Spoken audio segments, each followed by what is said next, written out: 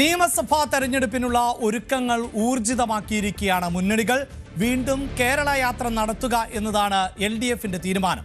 ജനുവരി 12-ന് തിരുവനന്തപുരത്ത് കേന്ദ്ര സർക്കാരിന്റെ തൊഴിൽ നയങ്ങൾക്കെതിരെ വിപുലമായ സമരപ്രഖ്യാപനം നടത്തിക്കൊണ്ടുള്ള ഒരു പ്രചാരണ പരിപാടിക്കാണ് LDF തയ്യാറെടുക്കുന്നത്.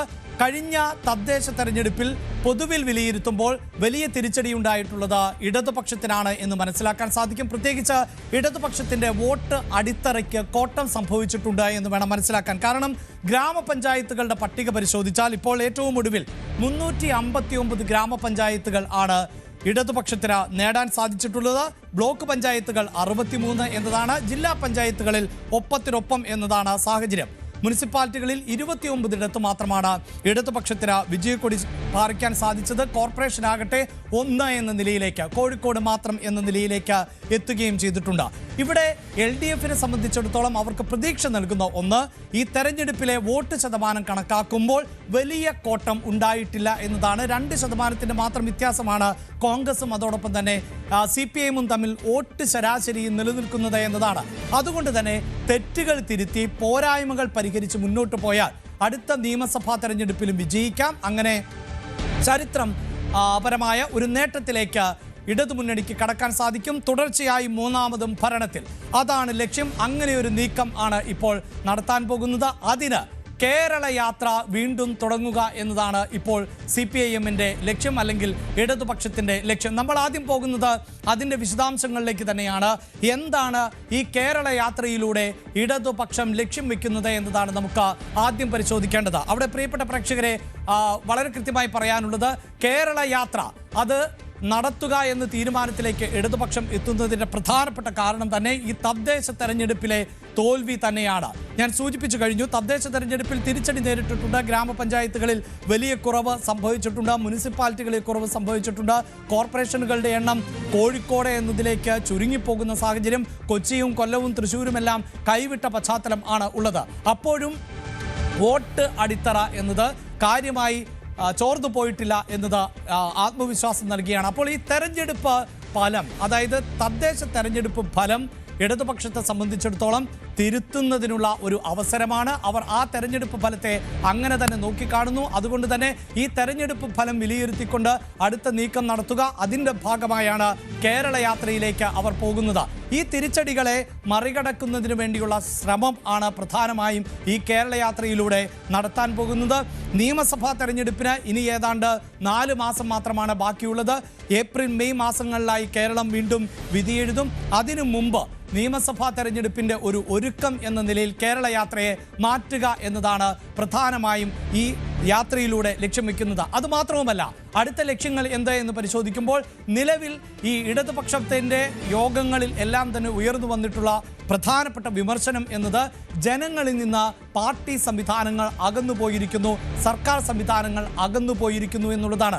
അപ്പോൾ ജനങ്ങളിലേക്ക് കൂടുതൽ അടുക്കുക എന്നതാണ് ഈ കേരള യാത്രയിലൂടെ സർക്കാർ സംവിധാനങ്ങൾ ലക്ഷ്യം വയ്ക്കുന്ന മറ്റൊന്ന്. അതോടൊപ്പം തന്നെ വികസന നേട്ടങ്ങൾ ജനങ്ങളെ അറിയിക്കുക എന്നതാണ്. അതായത് ഈ തദ്ദേശ തെരഞ്ഞെടുപ്പിന് തൊട്ടു മുമ്പായിരുന്നു ക്ഷേമ പെൻഷൻ അടക്കം 2000 രൂപയായി വർദ്ധിപ്പിച്ചത്. ഒപ്പം കുടിശ്ശികയടക്കം നൽകുകയും ചെയ്തിരുന്നു. ഒരു പക്ഷേ ഈ ക്ഷേമ പെൻഷൻ വർദ്ധിപ്പിച്ചില്ലായിരുന്നുവെങ്കിൽ ഇതിനേക്കാൾ മോശം പ്രകടനം കാഴ്ചവെക്കേണ്ടതായി വരുമായിരുന്നു എന്ന് പൊതുവെ ഇടതുപക്ഷത്തിൽ ഒരു നിരീക്ഷണമുണ്ട്.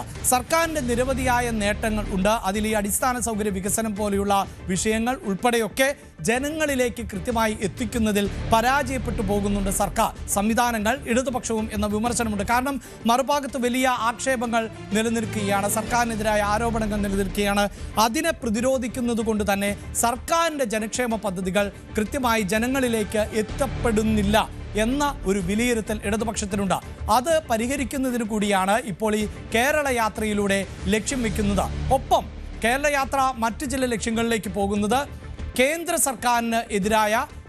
സർക്കാരിനെതിരായ പ്രതിഷേധം കടുപ്പിക്കുക എന്നതാണ്. അതാണ് 12-ാം തീയതിയിലെ പ്രതിഷേധത്തിൻ്റെ സ്വഭാവം. അതായത് കേന്ദ്ര സർക്കാർ സംസ്ഥാന സർക്കാരിനെ വലിയ തോതിൽ വരിഞ്ഞു മുറുക്കുന്ന സാഹചര്യം ആണ് ഉള്ളത്.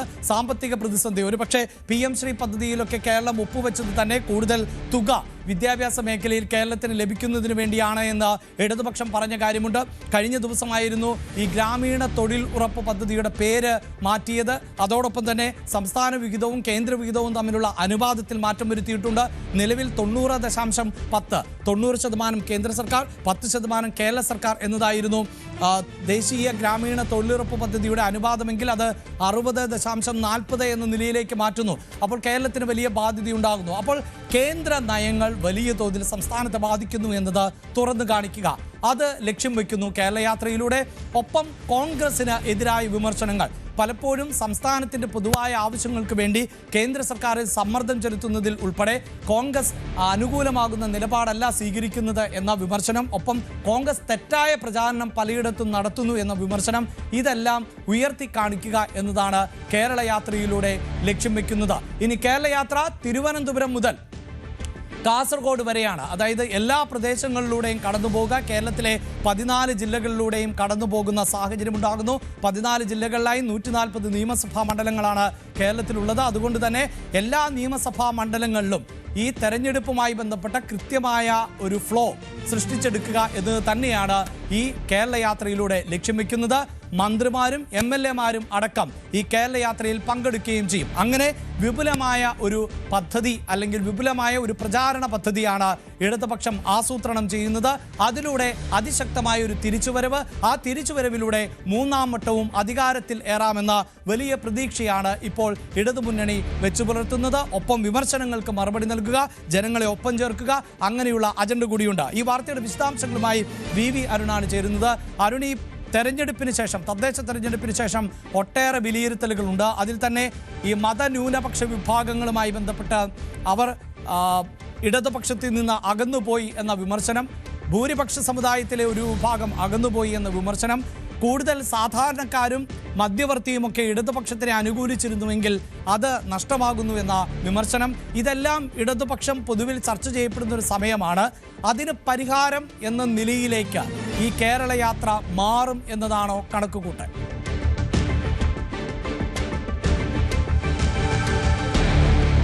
അഭിലാഷ്, തെരഞ്ഞെടുപ്പിൽ വലിയ തിരിച്ചടി ഉണ്ടായിട്ടുണ്ടെന്ന് CPM സമ്മതിക്കുന്നു. ഇടതുമുന്നണി കൺവീനർ തന്നെ പറഞ്ഞത് പ്രതീക്ഷിച്ച വിജയം ഉണ്ടായില്ല എന്നതിനർത്ഥം തന്നെ പരാജയമുണ്ട് എന്നുള്ളതാണല്ലോ. അതുകൊണ്ട് തന്നെ ആ പരാജയം മറികടക്കണമെങ്കിൽ തോൽവിയുടെ കാരണങ്ങൾ ആദ്യം കണ്ടെത്തണം. ആ കണ്ടെത്താനുള്ള നടപടിക്രമങ്ങളാണ് കഴിഞ്ഞ 3 ദിവസമായി AKG സെന്ററിൽ നടക്കുന്നത്. ഇനി ഇടതുമുന്നണിയുടെ നേതൃയോഗം, സംസ്ഥാന നേതൃയോഗം അടുത്തയാഴ്ച ചേരും. അതിന് മുന്നോടിയായി എല്ലാ പാർട്ടികളും, ഘടക പാർട്ടികളെല്ലാം അവരുടെ സംസ്ഥാന നേതൃയോഗങ്ങൾ ചേർന്ന് തെരഞ്ഞെടുപ്പ് അവലോകനം നടത്തും. പരാജയ കാരണങ്ങൾ എവിടെയാണ് തിരിച്ചടി ഉണ്ടായത്, ഭരണവിരുദ്ധ വികാരമുണ്ടോ, ശബരിമല സ്വർണ്ണക്കൊള്ള എത്രത്തോളം തിരിച്ചടിയായി, ന്യൂനപക്ഷങ്ങളെ അകറ്റിയത് എത്രത്തോളം ദോഷം ചെയ്തു, അതിനുള്ള കാരണങ്ങൾ എന്ത്, തുടങ്ങി പല കാരണങ്ങൾ കണ്ടെത്തേണ്ടതുണ്ട്. ആ കാരണങ്ങൾ കണ്ടെത്തലാണ് ഇപ്പോൾ, ആ പ്രക്രിയയാണ് ഇപ്പോൾ ഇടതുമുന്നണിയുടെ വിവിധ പാർട്ടികളിൽ നടക്കുന്നത്. ഏറ്റവും പ്രധാനം CPM-ന്റെ അവലോകനം തന്നെയാണ്. അത് ഇന്ന് അവസാനിക്കും. വീണ്ടും കീഴ്ഘടകങ്ങളിൽ നിന്ന് കൂടി റിപ്പോർട്ട് നൽകിയ ശേഷം അവിടെ നിന്ന് കൂടി അഭിപ്രായങ്ങൾ സ്വരൂപിച്ചാകും CPM ഒരു അന്തിമ നിലപാടിലേക്ക് എത്തുക. ഇതിനുശേഷം വളരെ ചുരുങ്ങിയ സമയം മാത്രമേ ഇടതുമുന്നണിക്കും സർക്കാരിന് മുമ്പ് തെറ്റുകൾ സംഭവിച്ചിട്ടുള്ളത്. അതുകൊണ്ട് തന്നെയാണല്ലോ വലിയ തിരിച്ചടി ഉണ്ടായ നേതാക്കൾ സമ്മതിക്കുന്നുണ്ട്. ആ തെറ്റുകൾ തിരുത്താൻ, ജനങ്ങളുടെ വിശ്വാസം വീണ്ടെടുക്കാൻ വളരെ ചുരുങ്ങിയ സമയം മാത്രമേ ഉള്ളൂ. നേരത്തെ 2019 ലോക്സഭാ തെരഞ്ഞെടുപ്പിന് ശേഷം വലിയ തിരിച്ചടി ഉണ്ടാകുമ്പോഴൊക്കെ തിരിച്ചു വരാൻ സമയമുണ്ടായിരുന്നു ഇടതുമുന്നണിക്ക്. അത് വളരെ കൃത്യമായി അവർ തദ്ദേശ തെരഞ്ഞെടുപ്പിലും അതുപോലെ തന്നെ 2021 നിയമസഭാ തെരഞ്ഞെടുപ്പിലും ഒക്കെ വലിയ തിരിച്ചുവരവ് നടത്തുകയും ചെയ്തു. പക്ഷേ ഇപ്പോൾ സമയം വളരെ കുറവാണ്. ഇനിയും ആഴ്ചകൾക്കപ്പുറത്തേക്ക്, ഏതാണ്ട് ഫെബ്രുവരി അവസാന ആഴ്ചയെങ്കിലും നിയമസഭാ തെരഞ്ഞെടുപ്പിനുള്ള വിജ്ഞാപനം കേന്ദ്ര തെരഞ്ഞെടുപ്പ് കമ്മീഷൻ പുറത്തിറക്കുമെന്നാണ് പ്രതീക്ഷിക്കപ്പെടുന്നത്.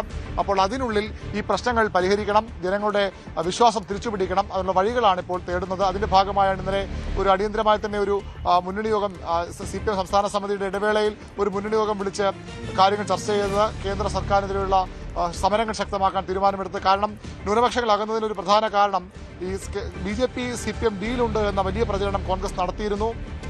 PMC പോലുള്ള പദ്ധതികൾ അതിന് തെളിവായി, ജനങ്ങൾക്ക് വിശ്വാസത്തിലെടുക്കാൻ വേണ്ടിയുള്ള കാരണമായി മാറിയെന്ന വിമർശനങ്ങൾ CPM സംസ്ഥാന സമിതിയടക്കം ഉയർന്നു വന്നു. ആ സാഹചര്യത്തിൽ ജനങ്ങളുടെ തെറ്റിദ്ധാരണ മാറ്റാൻ, അവരെ ഒപ്പം നിർത്താനുള്ള ശ്രമങ്ങളുടെ ഭാഗമായാണ് സർക്കാർ എന്താണ് ചെയ്യാൻ ഉദ്ദേശിക്കുന്നത്, തുറന്നും സർക്കാർ വന്നാൽ എന്തൊക്കെ ചെയ്യും, ഇപ്പോൾ ജനങ്ങൾക്കുണ്ടായ തെറ്റിദ്ധാരണകൾ എന്തൊക്കെയാണ്, അതൊക്കെ പറഞ്ഞ് ബോധ്യപ്പെടുത്താൻ, അവരുടെ വിശ്വാസം തിരിച്ചുപിടിക്കാനുള്ള യാത്രകളാണ് ഇടതുമുന്നണി നടത്താൻ പോകുന്നത്. എല്ലാ തെരഞ്ഞെടുപ്പിന് മുൻപും പ്രധാനപ്പെട്ട രാഷ്ട്രീയ പാർട്ടികളുടെ നേതാക്കളോ അല്ലെങ്കിൽ മുന്നണി നേതാക്കളും ഒക്കെ യാത്ര നടത്താറുണ്ട്. ഇത്തവണ അതൊരു മുന്നണിയുടെ യാത്രയായാണ് ഇടതുമുന്നണി ആസൂത്രണം ചെയ്യുന്നതാണ് മനസ്സിലാകുന്നത്. 3 പ്രധാനപ്പെട്ട പാർട്ടികളുടെ നേതാക്കൾ CPM-ന്റെ സംസ്ഥാന സെക്രട്ടറി MV ഗോവിന്ദൻ, CPI-യുടെ സംസ്ഥാന സെക്രട്ടറി ബിനോയ് വിശ്വം, അതുപോലെ തന്നെ കേരള കോൺഗ്രസ് എം മറ്റു പ്രധാനപ്പെട്ട രാഷ്ട്രീയ കക്ഷിയാണ് ഇടതുമുന്നണിയിലെ കേരള കോൺഗ്രസ് എമ്മിന്റെ ചെയർമാൻ ജോസ് കെ മാണി. ഇങ്ങനെ 3 നേതാക്കൾ നയിക്കുന്ന യാത്രയാണ് ഇടതുമുന്നണി ആസൂത്രണം ചെയ്യുന്നതാണ് മനസ്സിലാകുന്നത്.